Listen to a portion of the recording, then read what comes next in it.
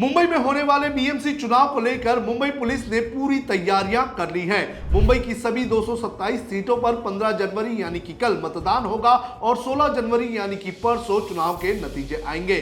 चुनाव के दौरान शहर में शांतिपूर्ण और सुरक्षित माहौल बनाए रखने के लिए मुंबई पुलिस ने व्यापक सुरक्षा के बंदोबस्त किए हैं। करीब 8 साल बाद हो रहे चुनाव को लेकर प्रचार के दौरान काफी तनाव भी देखने मिला था। मुंबई में राज और उद्धव की जोड़ी का सीधे बीजेपी और शिंदे के साथ साथ कांग्रेस और अजित पवार की एनसीपी के साथ मुकाबला है। राज और उद्धव के लिए यह चुनाव जीतना काफी जरूरी है क्योंकि उनकी साख दांव पर लगी हुई है और जिस तरह से तनाव बना हुआ है उसको देखते हुए मतदान और मतगणना को लेकर किस तरह से पुलिस ने तैयारी की है इसकी पूरी जानकारी आपको इस वीडियो में देंगे। नमस्कार, आप देख रहे हैं लोकमत हिंदी। मेरा नाम है सुन कनौजिया। सबसे पहले आपको बताते हैं कि किस तरह से पुलिस बल की तैनाती मुंबई पुलिस की तरफ से की गई है। बीएमसी चुनाव में मतदान और मतगणना के दिन मुंबई भर में सुरक्षा के बड़े पैमाने पर पुलिस बल का इंतजाम किया गया है। इसमें 25,000 पुलिसकर्मी समेत बड़ी संख्या में सीनियर अधिकारी शामिल रहेंगे। 10 एडिशनल पुलिस कमिश्नर, 33 डीसीपी तैनात किए जाएंगे। इसके अलावा 84 एसीपी और 3000 से अधिक अन्य पुलिस अधिकारी भी मौजूद होंगे। इसके अलावा संवेदनशील और महत्वपूर्ण इलाकों में SRPF, QRT, BDDS, RCP platoon और होमगार्ड्स की भी तैनाती की गई है ताकि किसी भी आपात स्थिति को तुरंत निपटा जा सके। वहीं पुलिस ने आपात स्थिति में पुलिस सहायता के लिए 100 और 112 हेल्पलाइन नंबर पर संपर्क करने के लिए लोगों को अपील किया है। आपको बता दें कि इसके अलावा बड़े पैमाने पर मुंबई पुलिस जो है वो कंट्रोल रूम के जरिए नजर भी रखने का काम करेगी।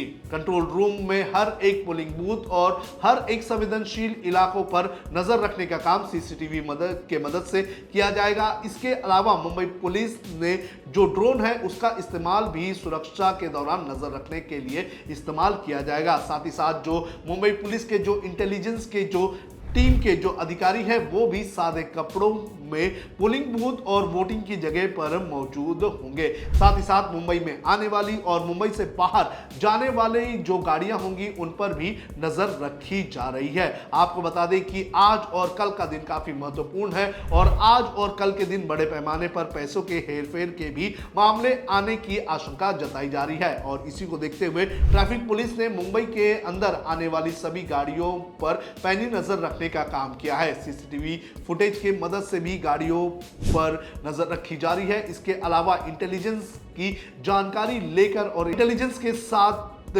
संपर्क बना कर बाहर से आने वाली गाड़ियों पर नजर रखी जा रही है। अब आपको बताते हैं कि कौन कितनी सीटों पर किसके साथ चुनावी मैदान में उतरा हुआ है। भारतीय जनता पार्टी और एकनाथ शिंदे की शिवसेना ने एक साथ गठबंधन किया हुआ है। बीजेपी ने बीएमसी में 137 सीटों पर अपने प्रत्याशियों को उतारा है। वहीं एकनाथ शिंदे की शिवसेना 90 सीटों पर ताल ठोक रही है। अजित पवार की एनसीपी महायुति से इस बार अलग हो चुकी है। अजित पवार की पार्टी ने 94 सीटों पर अपने कैंडिडेट उतारे हैं और इसमें 52 सीटों पर महिलाओं को उम्मीदवारी दी गई है और यह बड़ा दांव खेला गया है। वहीं उद्धव ठाकरे की शिवसेना ने राज ठाकरे की पार्टी महाराष्ट्र नवनिर्माण सेना के साथ हाथ मिलाया है। उद्धव और राज चचेरे भाई हैं। पिछले 20 सालों से दोनों अलग थे।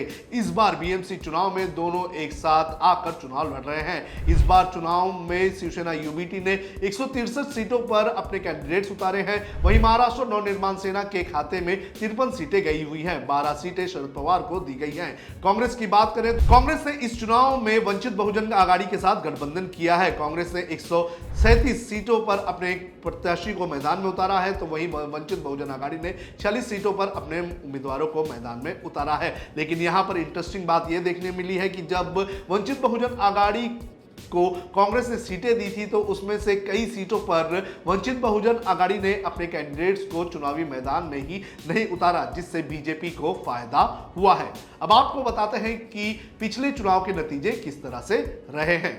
बीएमसी का पिछला चुनाव 2017 में हुआ था। इसमें 227 में से 84 सीटों पर शिवसेना ने जीत दर्ज की थी। बीजेपी 82, कांग्रेस 31, एनसीपी ने 9, महाराष्ट्र नवनिर्माण सेना ने 7 और अन्य के खाते में 14 सीटें गई थी। इसी तरह से 2012 के चुनाव में 75 सीटों पर शिवसेना ने जीत दर्ज की थी। वहीं बीजेपी के खाते में 31, कांग्रेस 52, एनसीपी 13, महाराष्ट्र नवनिर्माण सेना ने 28 और 28 अन्य के खाते में गई थी।